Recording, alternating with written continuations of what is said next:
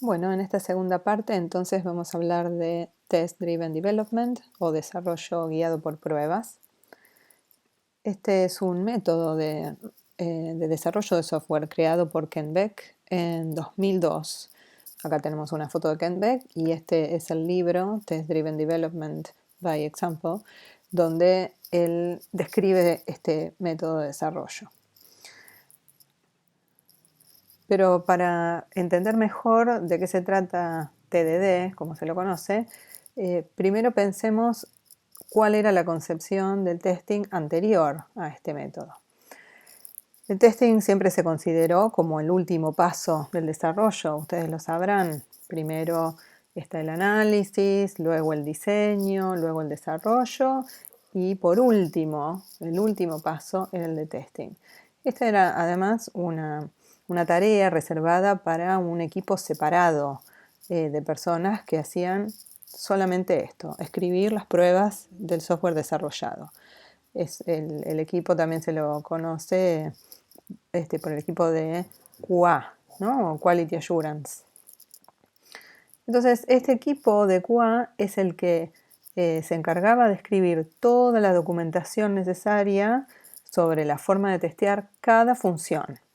Y luego de meses de testing, volvían a los desarrolladores la lista de bugs para que estos lo corrijan. Entonces, imagínense, los desarrolladores ya hacía meses que habían terminado esa parte al menos del desarrollo y tenían que volver a entender esto. O si había otro equipo trabajando en bug fixing, ¿no? En solamente corregir errores, bueno, de todas maneras seguramente tenían que volver a los programadores, ¿no? Y interactuar con los programadores originales para poder solucionar estos bugs, lo cual siempre fue muy ineficiente.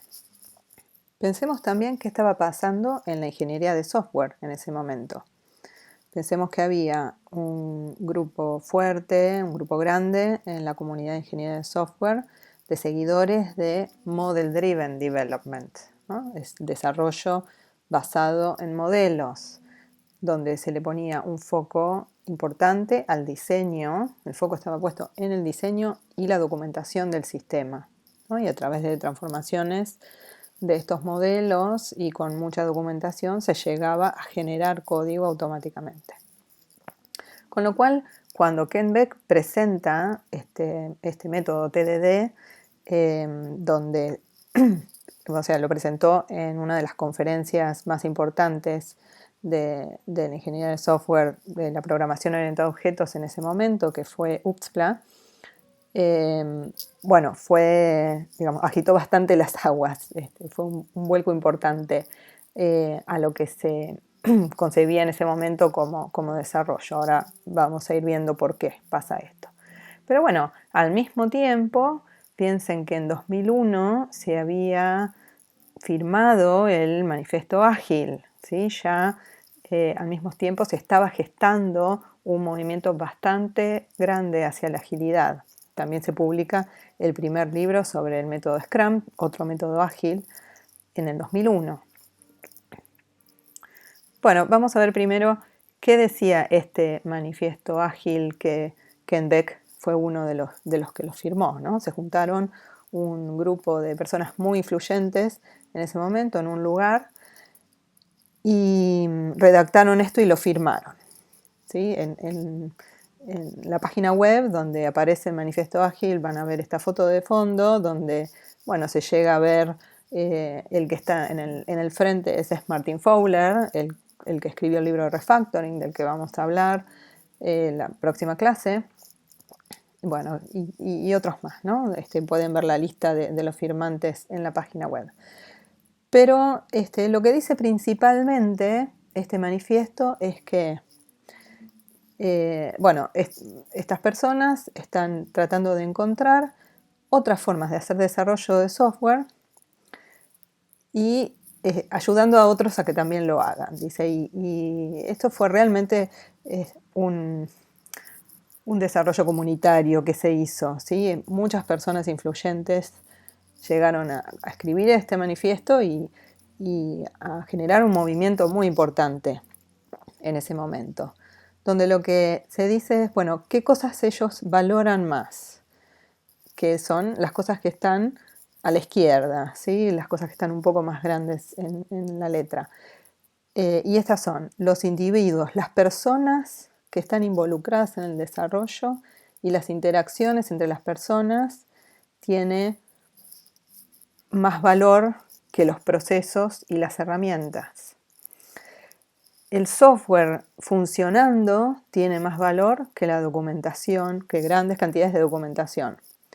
La colaboración con el cliente tiene más valor que estar haciendo negociaciones de contratos, y poder responder al cambio, que fue de lo que hablamos en la primera parte de esta clase, tiene más valor que tratar de seguir un plan preelaborado.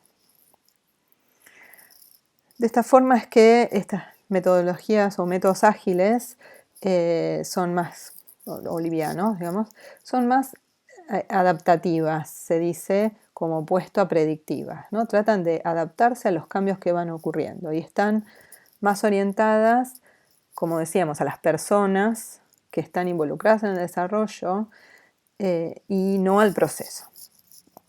Y también reconocen esta gran diferencia de la que también hablamos, les mencioné antes, entre lo que es la construcción en la ingeniería civil, la construcción de cosas que son muy difíciles de cambiar a posterior, como opuesto a la construcción de software, donde el software es algo blando, algo que no debería ser tan difícil de modificar. Y acá es donde también entra en juego el refactoring, que permite modificar de forma fácil y muchas veces automática el software, ¿no? El refactoring es una práctica esencial de los métodos ágiles. Hablando un poco más de las características principales del enfoque ágil, estas son algunas otras. Es el mismo grupo de personas que trabaja durante todo el desarrollo, ¿sí? Entonces, el grupo es mucho más reducido, pero son siempre los mismos, ¿sí? Los que van a ser este mismo grupo de personas que involucra a los arquitectos, a los diseñadores, a los testers, que van a estar juntos en el mismo espacio de trabajo desarrollando lo que les haya tocado, ¿sí? Entonces ya no hay divisiones de las personas por en qué etapa del desarrollo hacen su trabajo, sino tal vez por grandes módulos y por funcionalidad. Se valora mucho la comunicación. La comunicación tiene que ser de calidad y es más valiosa entonces la comunicación oral, cara a cara entre personas, y por eso todos están en un mismo espacio de trabajo.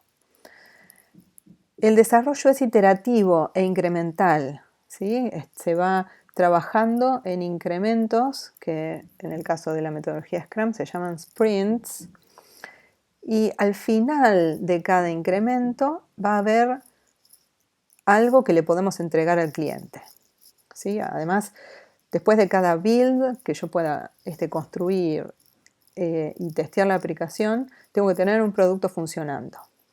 Se valora el feedback del cliente, por eso en cada incremento, al final de cada iteración, yo le voy a entregar algo al cliente para que él me pueda dar el feedback de para corroborar que lo que estoy haciendo es lo que se debía hacer. Y entonces al final de cada iteración voy a darle la bienvenida a los cambios que el cliente sugiera.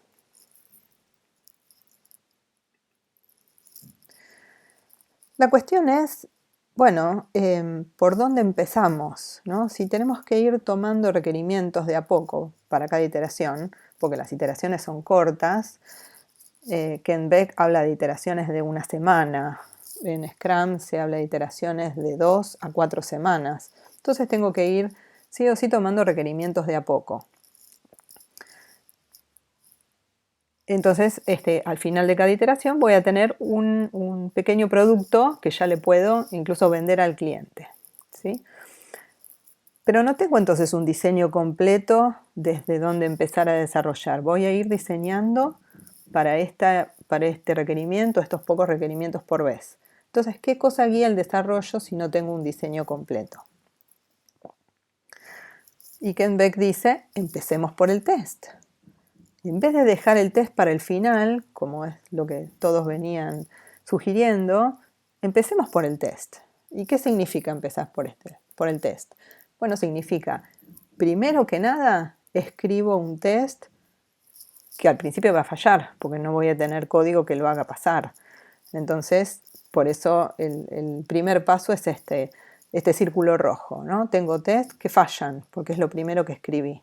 Una vez que tengo test que fallan, paso a escribir el código que haga pasar esos test.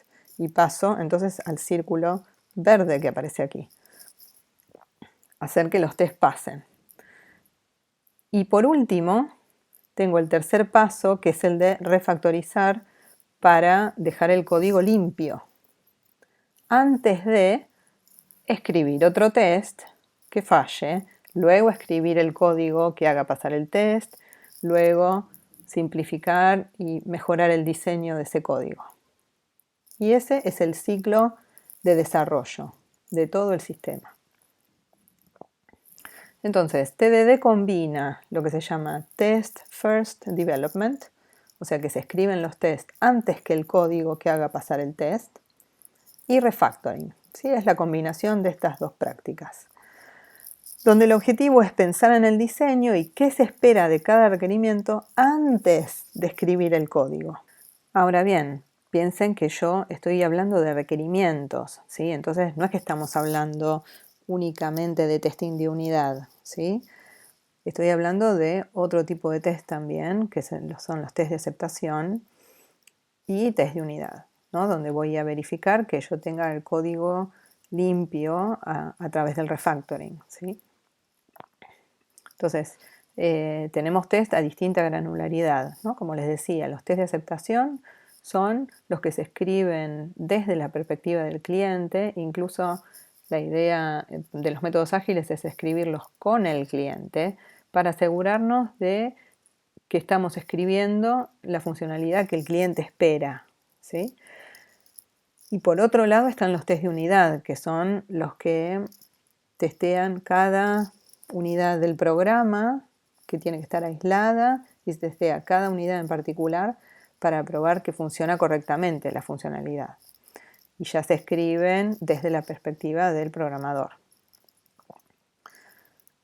Bueno, entonces, ¿pero por qué no dejar el testing para el final? ¿Qué es lo que propone Ken Beck? Bueno, por un lado, para conocer cuál es el final, ¿no? Pensando en el final como un final feliz, donde estamos, por un lado, respetando los requerimientos del usuario y además, por otro, sabemos que lo que estamos escribiendo funciona correctamente, ¿no? Es el software correcto y que funciona correctamente. También para mantener bajo control un proyecto con restricciones de tiempo ajustadas, porque me permite estimar mejor. Una vez que ya sé exactamente lo que se espera de un requerimiento, tengo una mejor idea de cuánto esfuerzo me va a llevar y por lo tanto lo puedo estimar mejor. Para poder refactorizar rápido y seguro, un poco mencionamos esto en la primera parte de la clase cuando hablamos de refactoring, ¿sí? El refactoring no tiene que cambiar la funcionalidad, por lo cual antes de poder refactorizar, que es cambiar el código, yo tengo que tener tests que me aseguran que una vez que yo hago el refactoring, si corro los tests y siguen pasando, no cometí ningún error, no introduje un bug al refactorizar.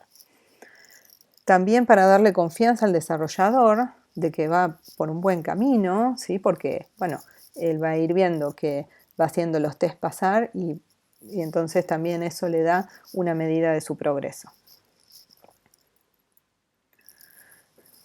Bien, entonces esta filosofía que propone TDD, que yo les digo que fue tan disruptiva en su momento, es un vuelco completo al desarrollo de software tradicional. Pensemos además que este es el mismo autor, Ken Beck, es el que luego crea el método extreme programming, ¿no? Programación extrema. Entonces, a él le gusta ser así de disruptivo y por eso yo creo que ha sido una persona siempre tan influyente. Y bien, entonces, pensemos que el testing se escribía al final y él dice, no, va a ser lo primero que escribamos, ¿sí? Se escriben estos test de aceptación al principio para capturar los casos de uso o las historias de usuario que luego se validarán automáticamente y se escribe un test de unidad para enfocarse en cada pequeña parte y a la vez aislar los errores.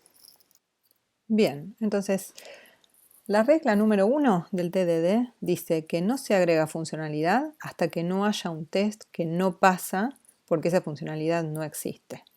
Una vez escrito el test, se codifica lo necesario para que todo el test pase. Entonces se va trabajando de a pequeños pasos. Un test, un poco de código, se refactoriza. Un test, un poco de código, se refactoriza.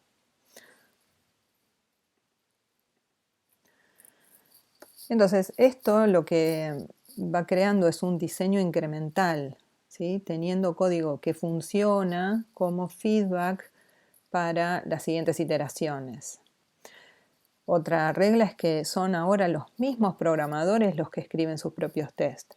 A veces se sientan con un tester que le ayuda, o sea, si fuera el test muy difícil de escribir, bueno, los testes se hacen lo que se llama pair programming, o se sientan frente a la misma máquina con un programador y se escriben juntos los tests, porque no era efectivo para nada tener que esperar tanto tiempo a que otro escriba los tests por ellos y venga luego de mucho tiempo con la lista de bugs a solucionar, ¿no? Una vez que ya estamos trabajando en otra cosa.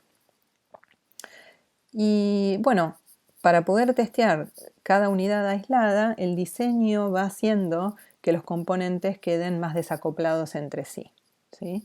Cohesivos y desacoplados. Entonces también esto ayuda a mejorar la evolución y el mantenimiento del sistema. Ahora bien, esto es lo que decía Ken Beck todo el tiempo, pero pensemos que en el momento fue muy criticado, ¿sí? TDD es un método que hoy se usa, es muy popular, pero en el momento, ya les digo, en el 2001, 2002, cuando él lo proponía, sobre todo la comunidad de Model Driven Development lo criticó mucho porque le decía que ya no había diseño, ¿sí? ¿Dónde estaba el diseño?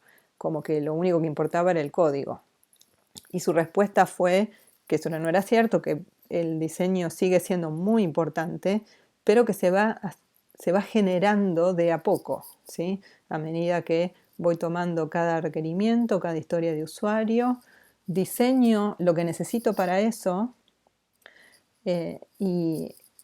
o sea, primero escribo el test, diseño lo que necesito para eso, hago refactoring, tengo código limpio, tengo un buen diseño y después sigo adelante.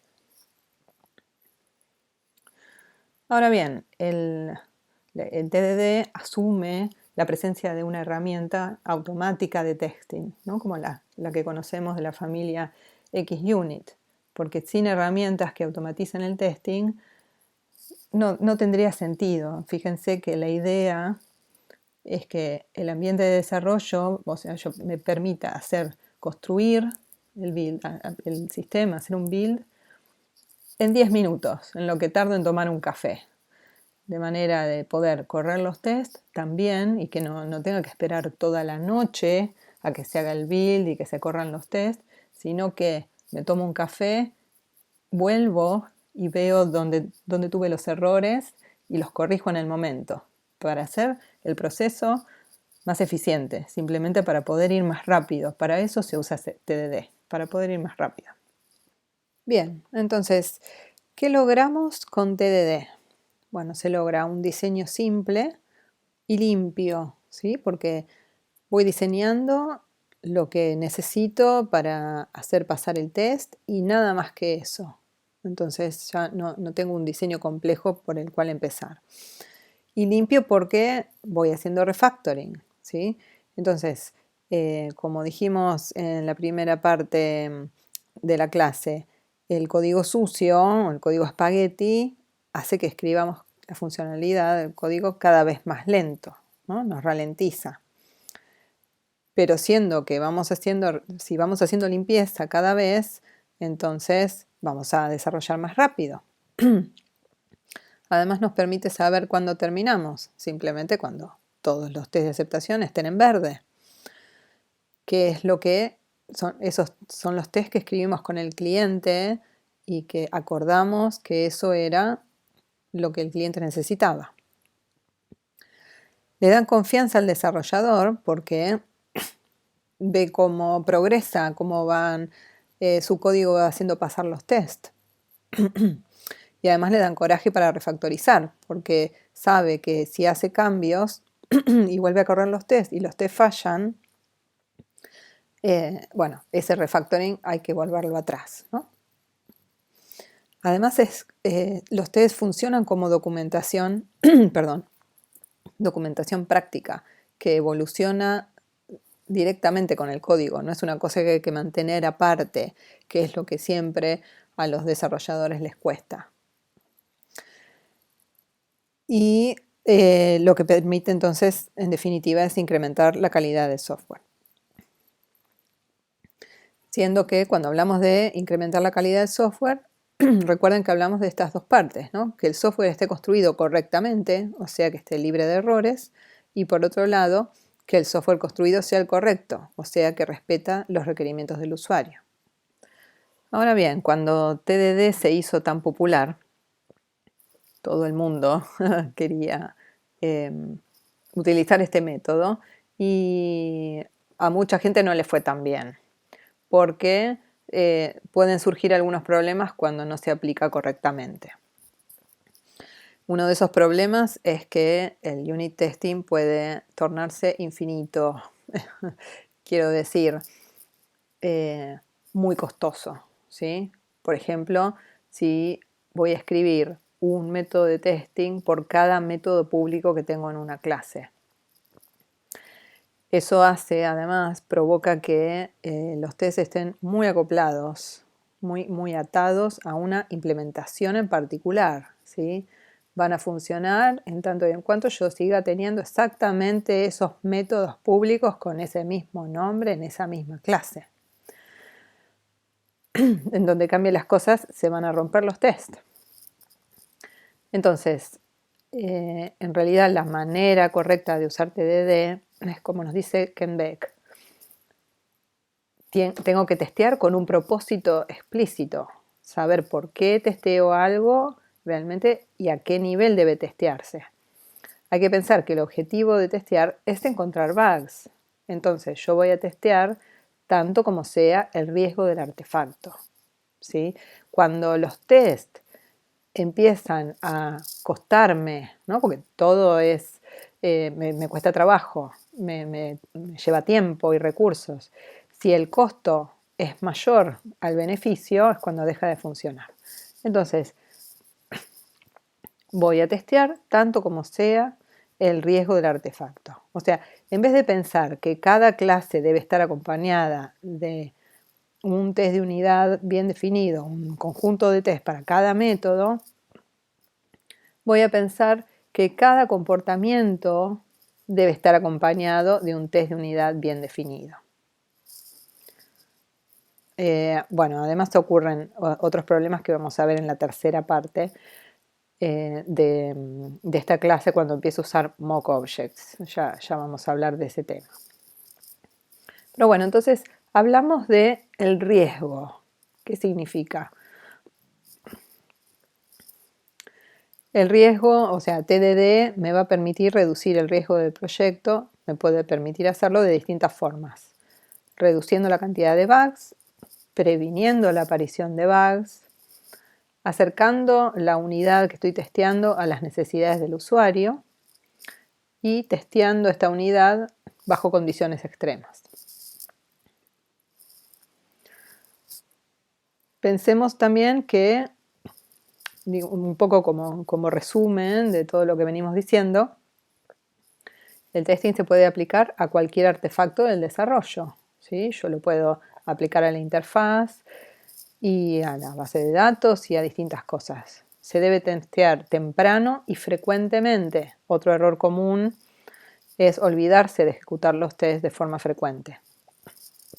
Y también es importante saber que un test vale más que la opinión de muchos. Yo tengo el test en verde, eso me sirve para mostrárselo a quien sea como una prueba de que lo que yo estoy haciendo es lo correcto. Bueno, les dejo un poquito nomás de bibliografía por si el curioso que quiere mirar un poco más. Bueno, hablamos del libro de Ken Beck, que es el primero, Test Driven Development by Example. Luego les dejo acá el link a un artículo de Scott Ambler, que es alguien también bastante reconocido, que es una introducción a TDD por si quieren leer un poco más. Y bueno, no quería dejar de mencionar un framework que es bastante conocido para hacer testing de aceptación, ¿sí? Que se llama Fitnessy, que lo escribió Walt Cunningham, que también es otro personaje muy, muy famoso, que en realidad Fitnessy es una wiki y como tal permite en la misma página web escribir los test de aceptación con un formato en particular, en unas tablas. Y eso hace todo bastante automático y fácil de utilizar.